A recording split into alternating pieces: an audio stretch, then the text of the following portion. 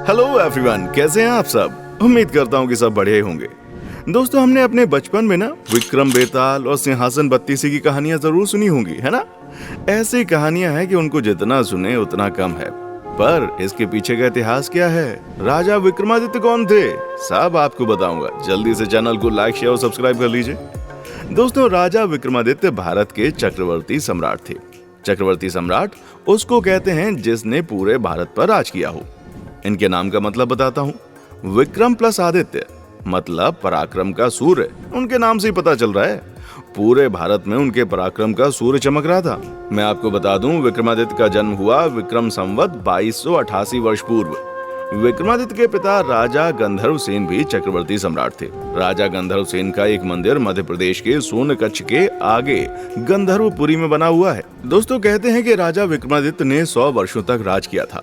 विक्रमादित्य भारत की प्राचीन नगरी उज्जैन के राज सिंहासन पर बैठे थे।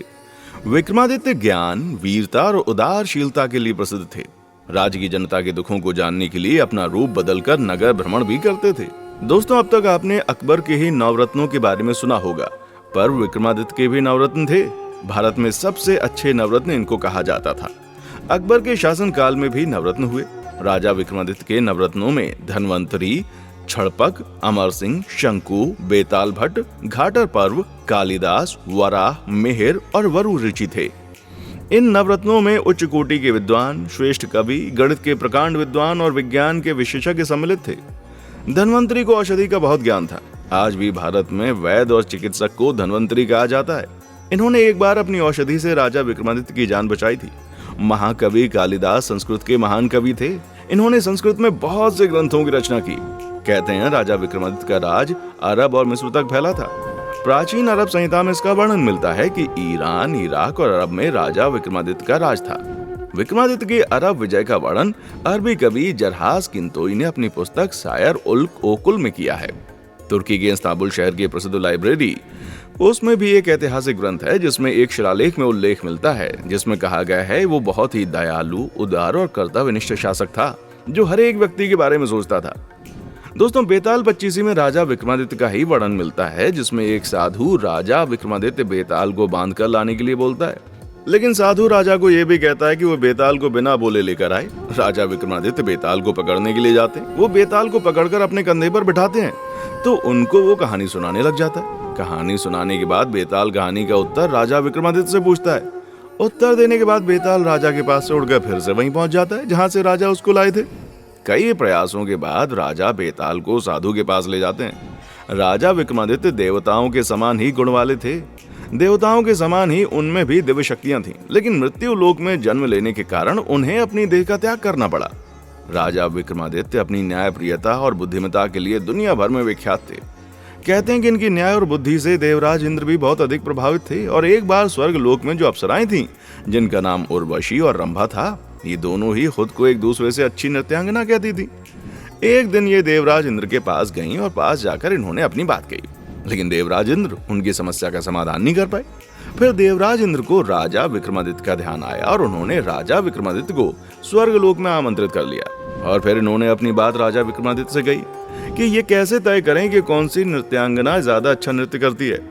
राजा विक्रमादित्य ने दोनों अप्सराओं को 2 कमल के पुष्प दिए। उन दोनों ही पुष्पों में एक बिच्छू छुपा हुआ था। राजा विक्रमादित्य ने दोनों अप्सराओं को कमल का फूल अपने गजरे में लगाकर नृत्य करने को कहा और साथ ही ये भी कहा कि पुष्प को हिलाए बिना ही आपको नृत्य करना है। दोनों अप्सराएं नृत्य करना शुरू कर देती हैं, लेकिन थोड़ी देर के बाद रंभा का पुष्प हिल गया और बिच्छू उनको काट लिया, लेकिन उर्वशी बिना कमल के पुष्प को हिलाए नृत्य करती रही। फिर राजा विक्रमादित्य देवराज इंद्र को ये बताते हैं कि उर्वशी ज्यादा अच्छी नृत्यांगना है क्योंकि इन्होंने बिना पुष्प के हिलाए ही बहुत सुंदर नृत्य किया। देवराज इंद्र उनकी इस बुद्धिमत्ता से बहुत प्रसन्न हुए और उन्हें 32 मूर्तियां दे दी जो बोलती भी। राजा विक्रमादित्य ने उन 32 मूर्तियों को अपने सिंहासन के साथ लगाकर रखा है, इसलिए उसे सिंहासन बत्तीसी भी कहते हैं। कहते हैं राजा विक्रमादित्य की मृत्यु के पश्चात उनके बड़े पुत्र विक्रमचरित ने सिंहासन पर बैठे, लेकिन वो सिंहासन पर बैठ नहीं पाए। वो इसका कारण नहीं समझ पाए कि रात को उनके स्वप्न में राजा विक्रमादित्य आए और कहा, इस सिंहासन पर वही व्यक्ति बैठ सकता है जो पराक्रमी, न्यायप्रिय और दयालु प्रवृत्ति का हो। जिस दिन तुम्हारे पास ये गुण आ जाएंगे उस दिन मैं स्वयं आके तुमको बता दूंगा। एक दिन देवराज इंद्र को फिर से कोई समस्या आई जिसका उनको समाधान ही निकालते बना, तो वो राजा विक्रमादित्य के पास चले आए।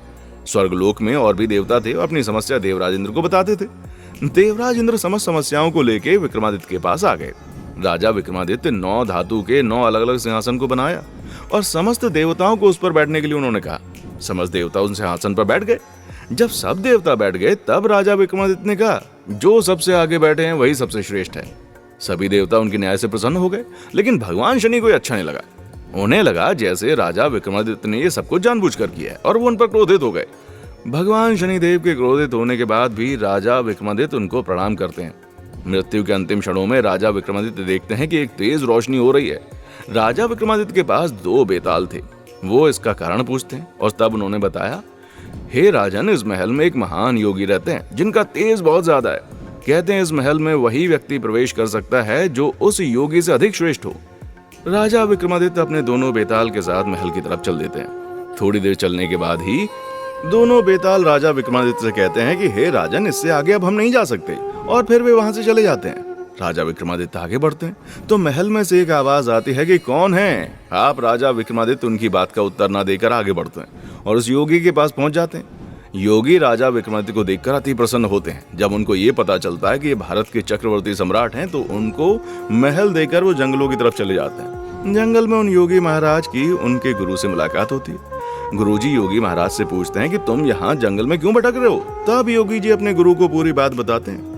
योगी की बात सुनकर उनके गुरु हंसने लगते हैं कि तुम उन्हें क्या दान दोगे, वो तो पूरी दुनिया को दान देते रहते हैं, इसलिए तुम अभी ब्राह्मण का वेश बनाकर वहां पर जाओ और उनसे वो महल मांग लो। योगी अपने गुरु की बात मानकर राजा विक्रमादित्य के पास चले जाते हैं और उनसे महल मांग लेते हैं। राजा विक्रमादित्य उनसे कहते हैं, मैं तो महल को उसी समय छोड़कर चला आया था, मैं तो बस तुम्हारी परीक्षा ले रहा था। मृत्यु लोक में जन्म लेने को आखिर में इस देह का त्याग करना पड़ता है। राजा विक्रमादित्य की मृत्यु के पश्चात समाज में अराजकता फैल गई। अपने महान राजा विक्रमादित्य की मृत्यु से प्रजा को बहुत दुख हुआ। कहते हैं राजा विक्रमादित्य की शवशैया पर स्वर्ग लोक से देवताओं ने पुष्प की वर्षा की थी। राजा विक्रमादित्य का नाम इतिहास के पन्नों में हमेशा से है और रहेगा भी। राजा विक्रमादित्य इतिहास में सबसे लोकप्रिय और न्यायप्रिय राजाओं में से एक माने जाते थे। इनके भाई भृतहरि का मालवा में शासन था और इनके राज्य में शकों का आक्रमण बहुत अधिक बढ़ने लगा था। भृतहरि वैराग्य धारण करने के लिए वन चले गए।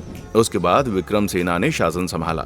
इन्होंने ईसा पूर्व 57-58 में सबसे पहले शकों को पराजित किया और इसी की याद में विक्रम संवत की शुरुआत कर अपने राज्य का विस्तार किया। भारत में विक्रम संवत राजा विक्रमादित्य के नाम पर ही शुरू हुआ है। राजा विक्रमादित्य की सेना विश्व की सबसे शक्तिशाली सेना मानी जाती थी। कश्मीर के राजा अनध्र युधिष्ठिर वंश के राजा हिरण्य के कोई संतान नहीं थी, जिससे उनके राज्य में अराजकता फैल गई। मात्र गुप्त को कश्मीर को राज्य संभालने के लिए भेजा गया। विक्रमादित्य का नेपाल आने का भी उल्लेख मिलता है। दोस्तों, चैनल को लाइक, शेयर और सब्सक्राइब जरूर करें। देखने के लिए शुक्रिया। जय महाकाल।